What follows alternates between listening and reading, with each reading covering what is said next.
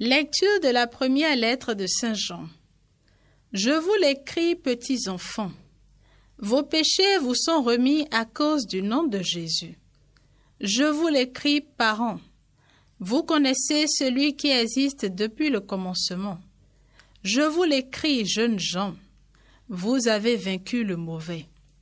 Je vous l'ai écrit, enfants. Vous connaissez le Père. Je vous l'ai écrit, parents. Vous connaissez celui qui existe depuis le commencement. Je vous l'ai écrit, jeunes gens. Vous êtes forts, la parole de Dieu demeure en vous, vous avez vaincu le mauvais. N'aimez pas le monde, ni ce qui est dans le monde. Si quelqu'un aime le monde, l'amour du Père n'est pas en lui. Tout ce qu'il y a dans le monde, la convoitise de la chair, la convoitise des yeux, l'arrogance de la richesse, tout cela ne vient pas du Père, mais du monde. Or, le monde passe et sa convoitise avec lui. Mais celui qui fait la volonté de Dieu demeure pour toujours. Joie au ciel, exulte la terre. Joie au ciel, exulte la terre. Rendez au Seigneur, famille des peuples. Rendez au Seigneur la gloire et la puissance. Rendez au Seigneur la gloire de son nom.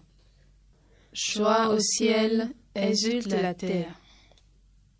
Approchez votre offrande, entrez dans ses parvis, adorez le Seigneur, éblouissant de sainteté. Tremblez devant lui, terre entière. Joie au ciel, exulte la terre. Allez dire aux nations, le Seigneur est roi. Le monde inébranlable tient bon. Il gouverne les peuples avec droiture. Joie au ciel, exulte la terre.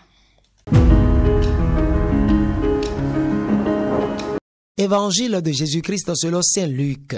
En ce temps-là, quand les parents de Jésus vinrent le présenter au temple, il y avait aussi une femme prophète, Anne, fille de Phanuel, de la tribu d'Axer. Elle était très avancée en âge.